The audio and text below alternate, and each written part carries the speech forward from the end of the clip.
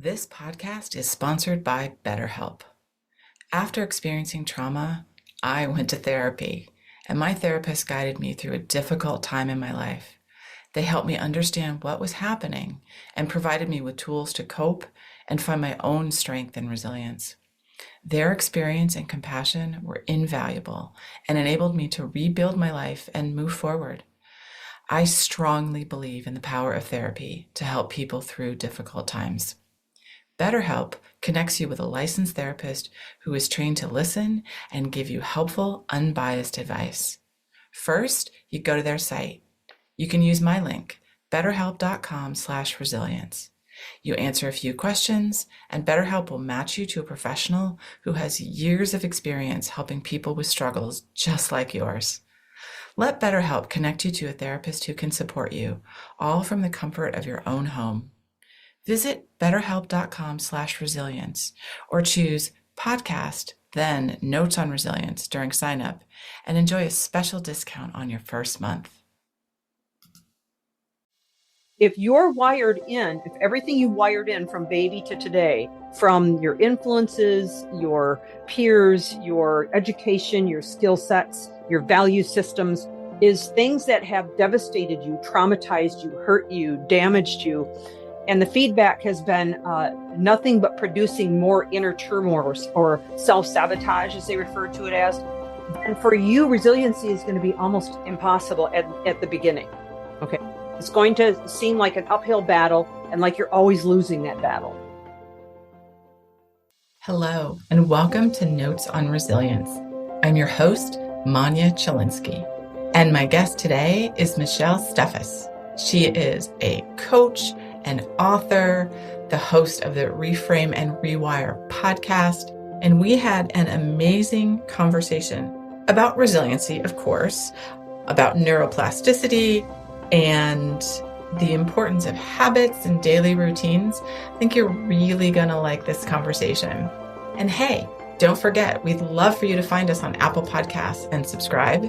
And if you want to share your thoughts, you can leave us a review, or there's a Google form in the show notes. We'd love to hear any feedback. I like to know what listeners like and what kind of content you want more of. Thanks so much for listening. Enjoy the show. Welcome to the show, Michelle. I'm so excited to be talking to you today. Well, it's a joy to be with you, Manya. And before we learn a little bit more about who you are and what you do, I wanted to know if you could have any superpower, what would that be? Oh, I think it would be to be able to pour in enough confidence, willpower, and discernment in people to help them win in life. Ooh, I like that. And I'd like to sign up on the list to get that, please.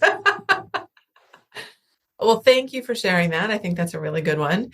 And now just tell us a little bit, who are you and what do you do? Well, I'm Michelle Steffes. I have been in the company IPV Consulting now for 11 years. Actually, I founded the company back in 2012. I'm a speaker, corporate trainer, and an executive coach. I'm also the author of 2 books, which I think we're going to be talking about today. So Reframe and Rewire. We're going to be talking about how you can rewire the brain. I've got over 10,000 hours of study in neuroscience and neuroplasticity, as well as understanding behaviors and how to shift and change the neurochemistry to create a strong state of mind. And then the same type of theme is in my Machine Inside Me book. So authored 2 books, and I just love people. Excellent. Well, I'm excited to be talking to you today about the topic of resiliency. So given your background, I'm sure this is something you think about. How do you define resiliency, and what do you think about the word? I think resiliency is not so much what's happening around you as what's happening inside of you, and learning how to not only take control of that, but how to set up habits that create a situation where you're a winner every day because you decide to stay in control of your inner life. Mm-hmm. Okay.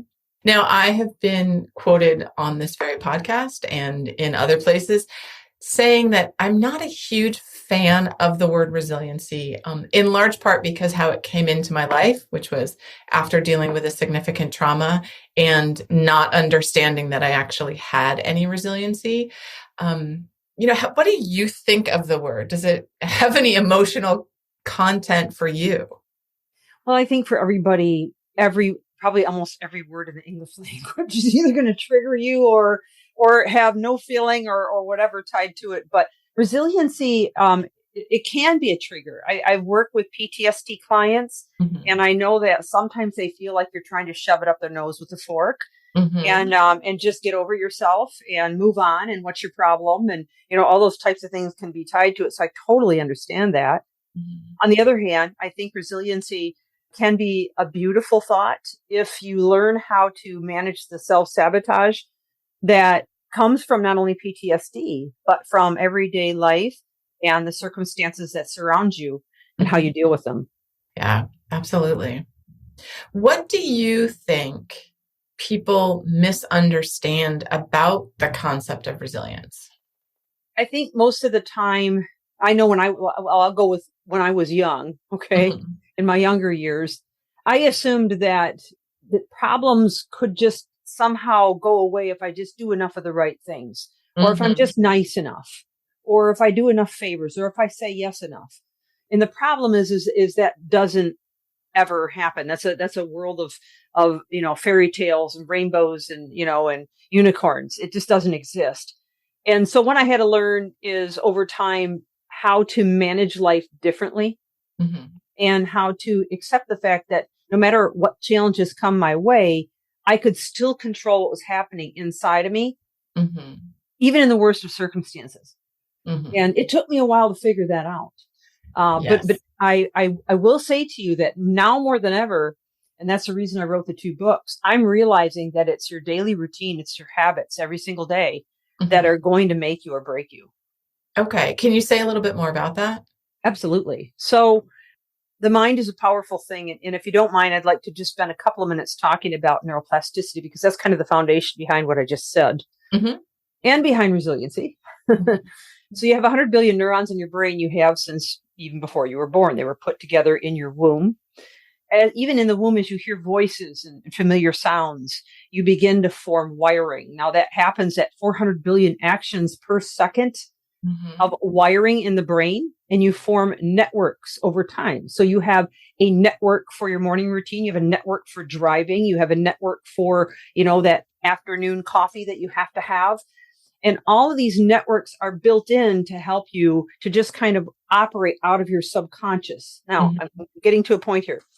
So if you're wired in, if everything you wired in from baby to today, from your influences, your peers, your education, your skill sets, your value systems, is things that have devastated you, traumatized you, hurt you, damaged you, and the feedback has been nothing but producing more inner turmoil or self-sabotage, as they refer to it as.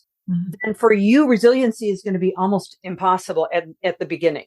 Okay. Mm-hmm. It's going to seem like an uphill battle and like you're always losing that battle because Mm-hmm. you've wired in a lot of neural networks. You have 1,000 trillion synaptic connections by the age of 35 that you formed.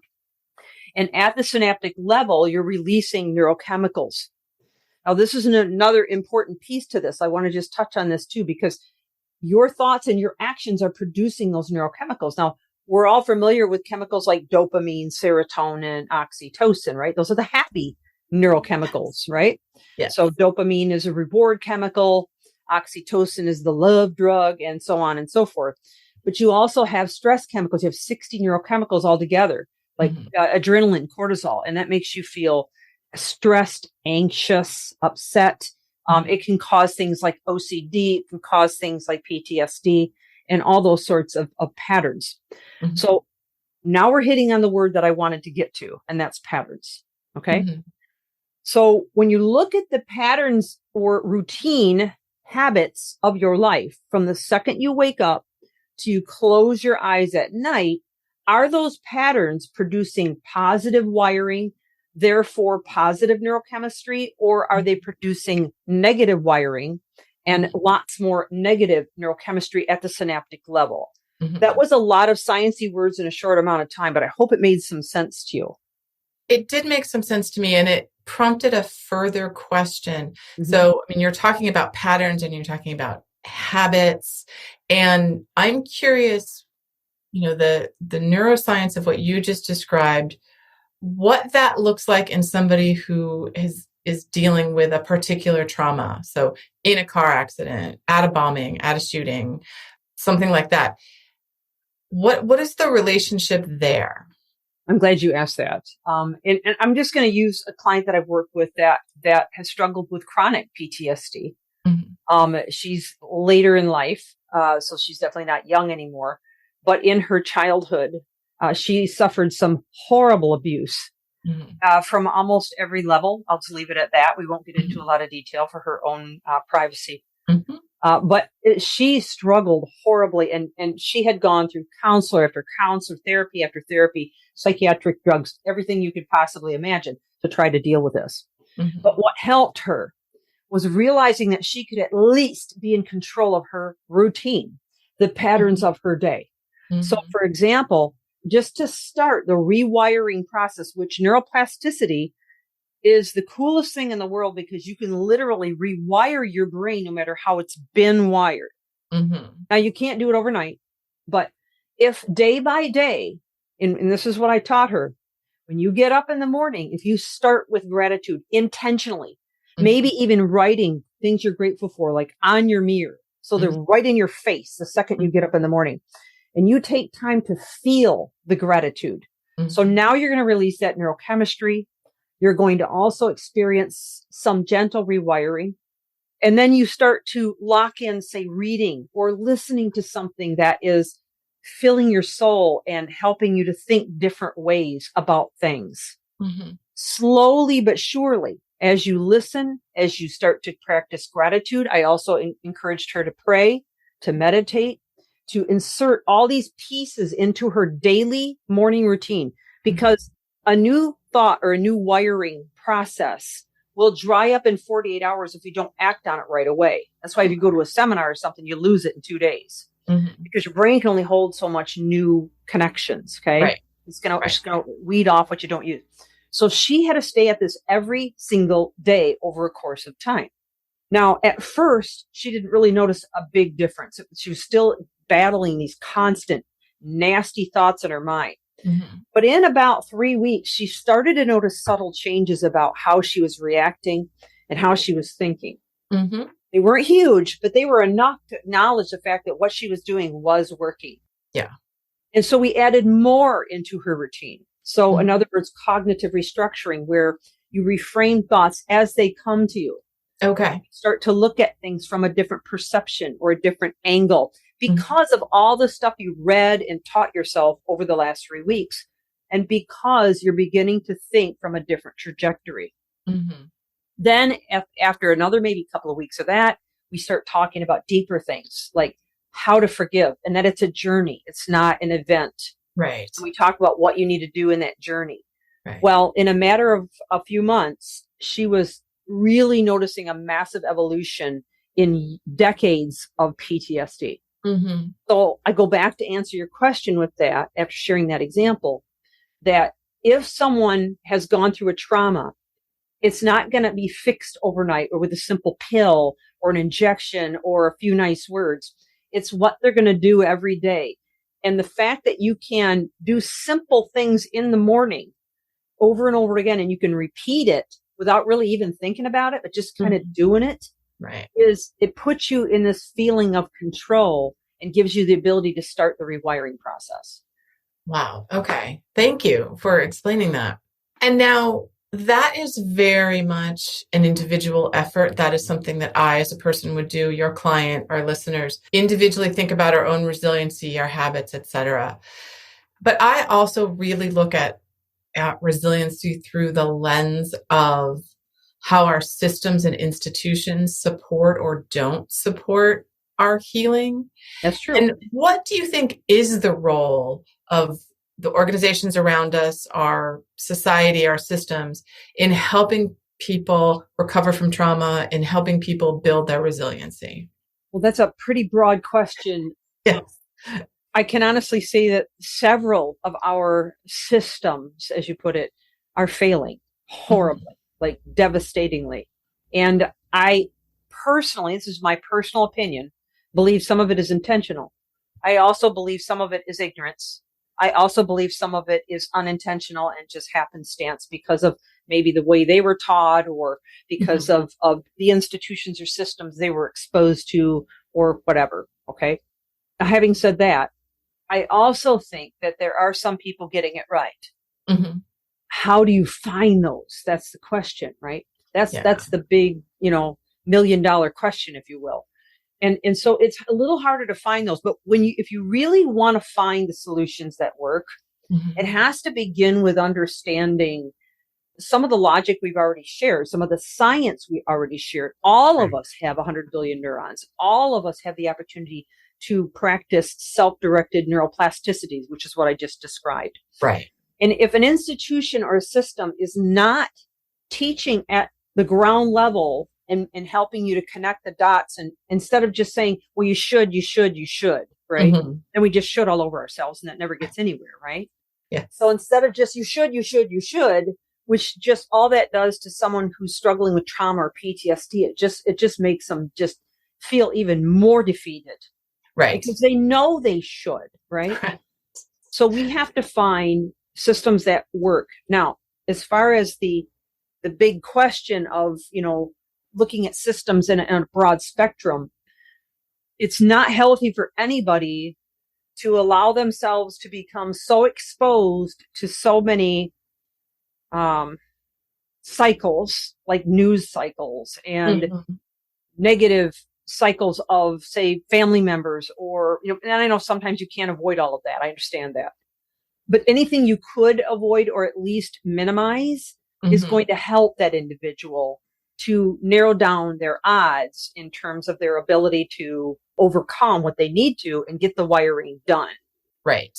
And when I talk about the systems or the institutions, I am not absolving all of us from our own personal responsibility, but I know that we all live in a society and we interact with each other and we interact with groups. I'd like to dig in a little bit.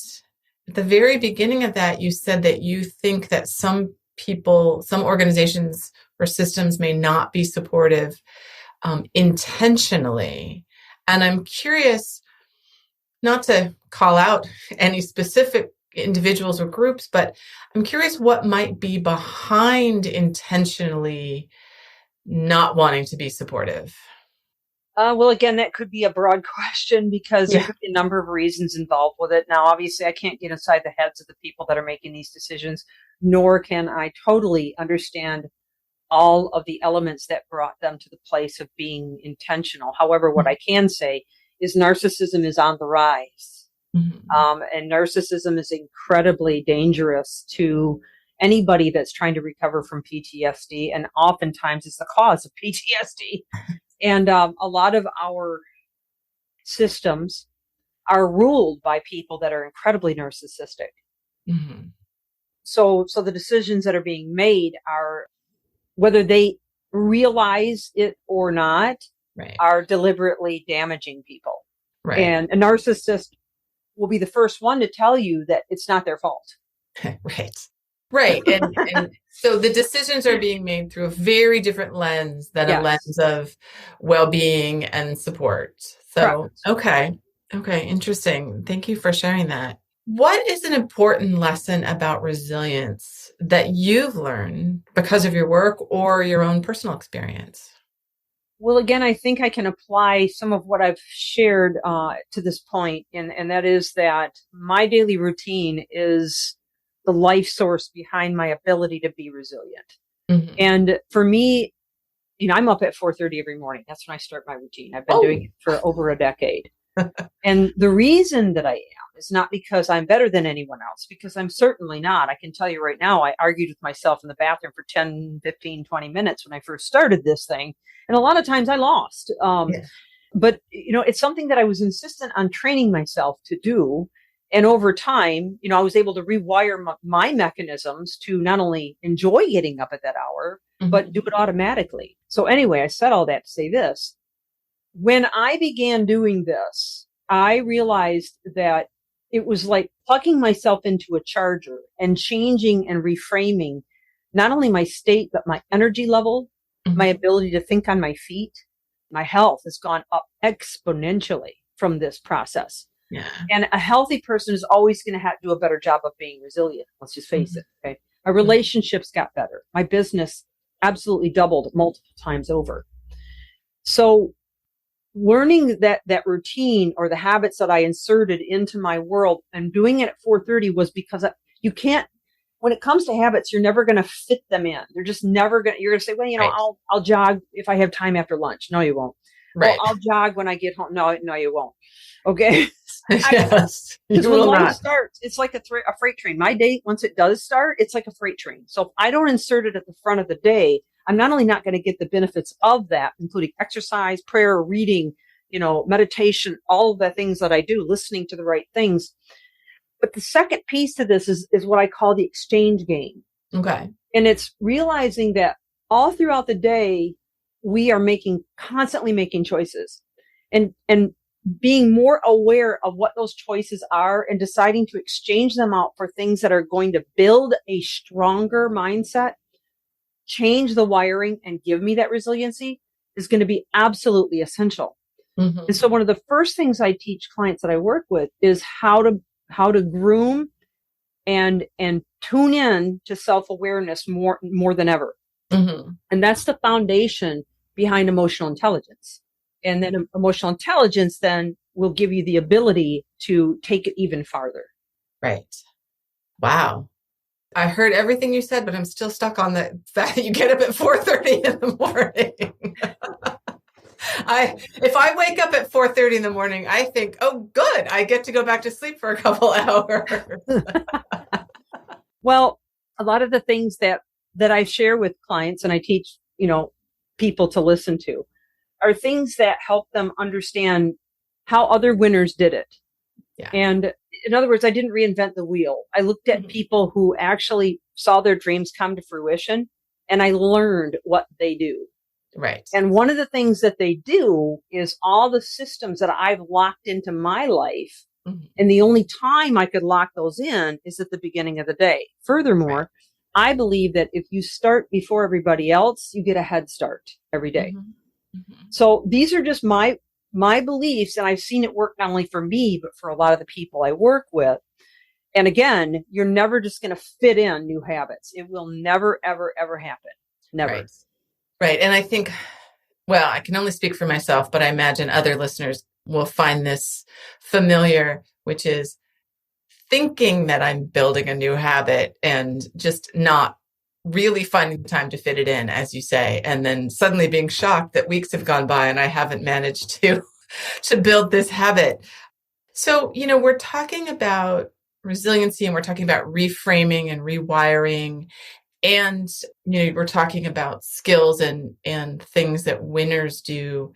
And I guess I'm curious, just to shift the lens a little bit, how do we think about those things if we're someone for whom right now we are just surviving? Yeah, no, that's a great question at this point in our interview. And again, when I'm going to go back to that PTSD client, Mhm. they felt that very same way. I mean, they felt so overwhelmed and so consumed by their inner thoughts of self-sabotage and of being haunted from the past and overwhelmed to a Mhm. degree that they didn't even know where to start and were extremely doubtful that anything would help at the point that I had the chance to work with them.